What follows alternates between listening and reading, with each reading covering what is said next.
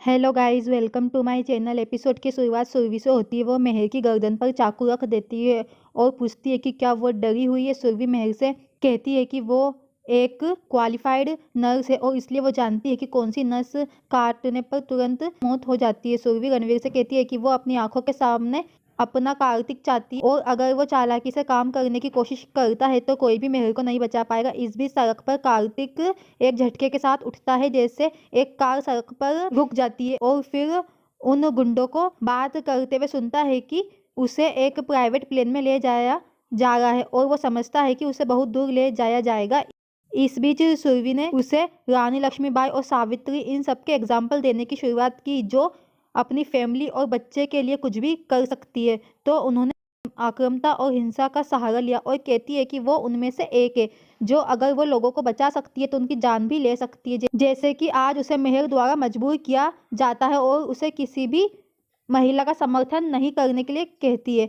इतना असहाय है कि उसके पास विद्रोह करने के अलावा कोई ऑप्शन नहीं है। वो उसे कार्तिक को वापस लाने के लिए कहती है, वरना वो मेहर को मार डालेगी। वो फिर उसकी बात मानता है और उनसे कार्तिक को वापस लाने के लिए कहता है। वो सुरभि से कहता है कि उसने वही किया जो उसने कहा था। फिर वो सख्ती से उसकी बात मानता है। गुंडे वापस प्लेन बदलने की बात करते हैं और कार्तिक उनकी बात सुनता है और बेहोश होने का नाटक करता है। जब वो पीछे की सीट खोलते हैं तो वो उन्हें पकड़ लेता है और फिर उन्हें पीटता है। वो फिर घर के रास्ते वापस आने के लिए दौड़ता है। इस बीच घर में मेहर शिफ्ट हो जाती है और सुरभि उसे एक जगह रहने के लिए कहती है, नहीं तो वो उसका हाथ गलती से फिसल सकता है। रणवीर भी उसे समझाता है कि उसे सुरभि की बात माननी चाहिए।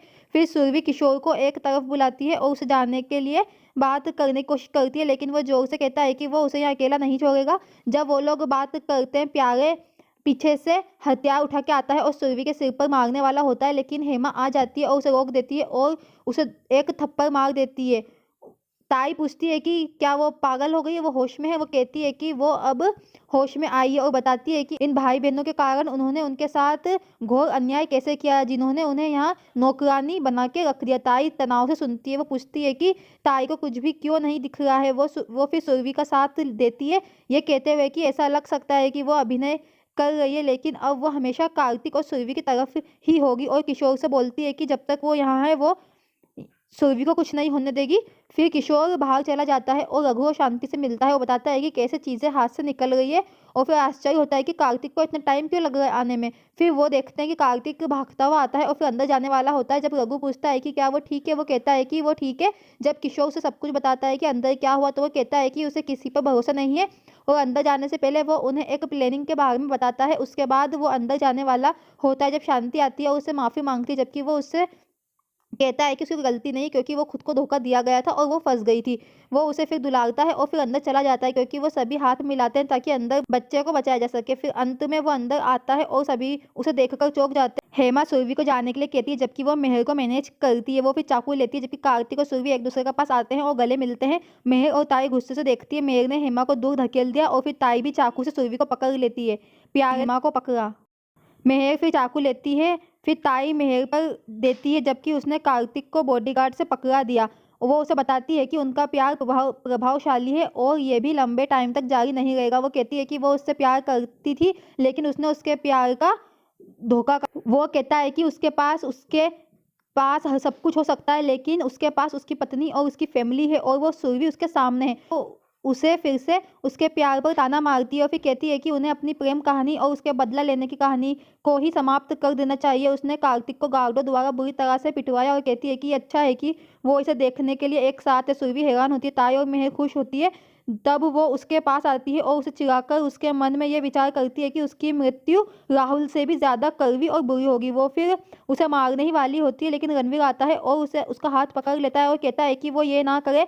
उसने पहली बार उसके लिए उसे बचा लिया था, लेकिन इस बार नहीं, वो उसे फिर से वही गलती नहीं करने देगा।